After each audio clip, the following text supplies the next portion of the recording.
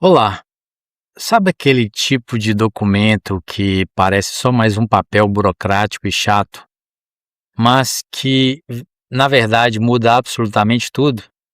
Bom, é exatamente sobre isso o nosso vídeo de hoje. Vamos falar do famosíssimo Parecer Sucupira de 1965. Ele literalmente revolucionou a arquitetura do ensino superior brasileiro e fundou a pós-graduação no nosso país. Mas aí surge uma pergunta fundamental: como o Brasil construiu seus cientistas? Porque, pensa bem, como é que uma nação deixa de ser apenas uma consumidora de conhecimento gringo para virar de fato uma criadora de ciência? Isso não acontece por acaso, né? Exige um planejamento magistral. E nessa nossa explicação a gente vai entender isso passando por 5 pontos centrais: a crise no ensino superior, a origem da pós-graduação, a diferença entre lato sensu e estrito sensu, a formação de mestrado e doutorado e, por último, as diretrizes para o futuro. Meu nome é Anderson Ribeiro. Vamos lá? Primeiro ponto: a crise no ensino superior. Imagine só o cenário lá em 1965. O ministro da Educação da época percebeu que as leis educacionais eram uma bagunça, super vagas.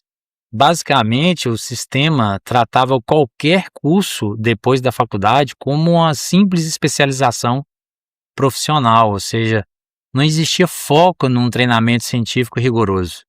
O resultado disso, a ciência nacional ficou paralisada e as mentes mais brilhantes que queriam inovar precisavam literalmente fazer as malas e buscar treinamento fora do país. E aí que o relator Newton Sucupira entra na história.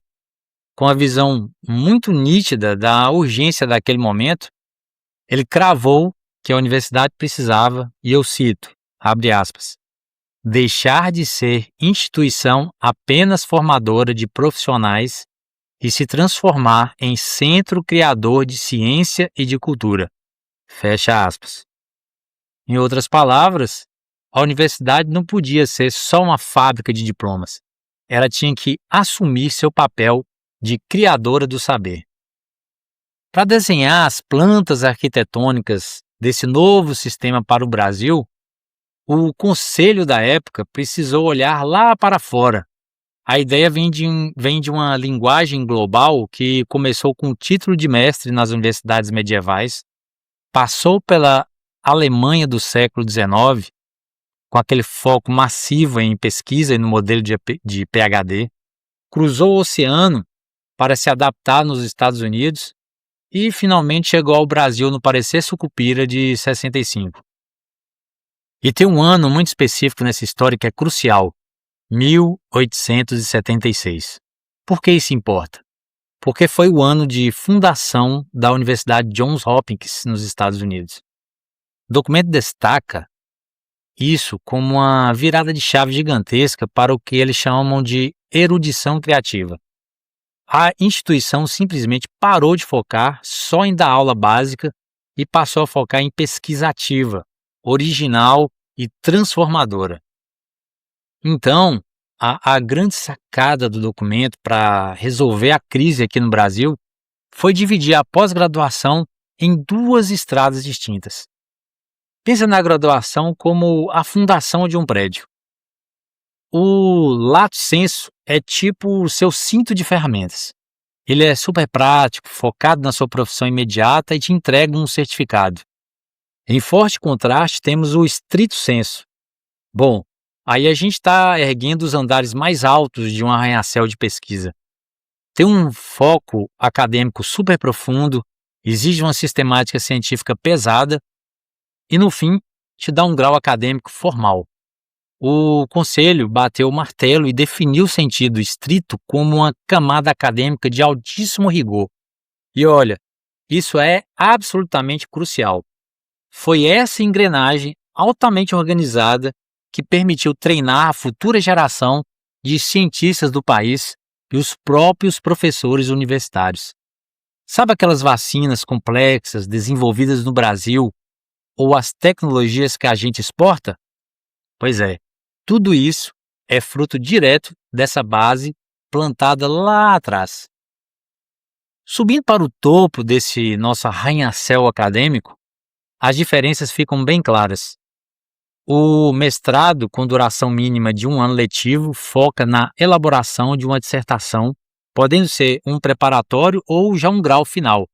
Já o doutorado, que é para pesquisa realmente profunda, exige pelo menos 2 anos letivos e uma entrega muito específica, uma tese completamente original e inédita. Mas não se engane, não é só sentar sozinho numa biblioteca e escrever, tá? O parecer exige uma jornada em 2 fases. O passo 1 é ralar muito, cumprindo créditos de aulas, seminários intensos e exames de qualificação rigorosos. Só depois de passar por isso é que começa o passo 2, a investigação 100% independente que vai virar sua tese ou dissertação. Para garantir que esse novo sistema funcionasse na prática, o parecer estipulou regras bem concretas e 360 era um número mágico. Esse foi o mínimo exigido. Na verdade, a regra pedia de 360 a 450 horas de aulas, seminários ou tempo em laboratório por ano letivo. Tudo isso para garantir a imersão e o rigor que esse nível avançado exige. Resumindo, as garantias estruturais da época é que a coisa não era para a massa. Era para ter uma rigorosa seletividade intelectual. Exigia-se domínio de língua estrangeira, afinal, a ciência é global. Mas, ao mesmo tempo, pedia um currículo muito flexível para que o aluno fosse protagonista. E, claro, defesa pública do trabalho e a aprovação obrigatória do Conselho Federal de Educação para qualquer programa ter validade legal. Foram essas travas que seguraram a qualidade do sistema por décadas. Trazendo isso para a pós-graduação brasileira atual, a gente percebe que muitas ideias do parecer Sucupira continuam vivas. Ainda hoje, a pós-graduação estrito sensu é organizada em mestrado e doutorado. Ainda existe a diferença entre especialização lato sensu, mais voltada ao aperfeiçoamento profissional, e estrito sensu, mais ligada à pesquisa, à formação acadêmica e à produção de conhecimento. A grande diferença é a escala e a complexidade do sistema. Em 1965, o Brasil estava praticamente desenhando as bases da pós-graduação. Hoje, temos um sistema nacional de pós-graduação consolidado, com milhares de programas avaliados pela CAPES, cursos acadêmicos e profissionais, produção científica internacionalizada e uma cobrança cada vez maior por impacto social, inovação e redução das desigualdades regionais. Então, dá para dizer que o parecer Sucupira foi uma espécie de planta arquitetônica inicial.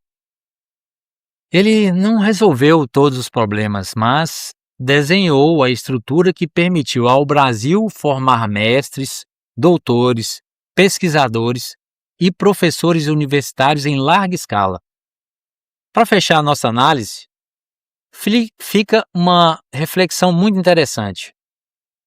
Se o parecer Sucupira construiu esse verdadeiro arranha-céu da ciência brasileira lá em 65, quais novas plantas arquitetônicas a gente vai precisar para as descobertas do amanhã? Conforme a gente entra em novas revoluções tecnológicas pelo mundo, no desenvolvimento da inteligência artificial, pensar em como essas diretrizes vão se adaptar é, com certeza, o próximo grande passo para a nossa educação. E aí, faz pensar? Não faz? Se esse conteúdo te ajudou a entender melhor como nasceu a pós-graduação brasileira, deixa seu comentário. Na sua opinião, qual deve ser o próximo grande passo da pós-graduação no Brasil? Mais pesquisa de ponta? Mais inovação? Mais inclusão? Ou mais conexão com os problemas reais da sociedade? Se você gostou da explicação, curta o vídeo, compartilhe com colegas que também estudam educação superior e continue acompanhando os próximos conteúdos. Se inscreva no canal para isso. Afinal, entender a história da Universidade Brasileira é também entender como o país constrói seu futuro. Até a próxima.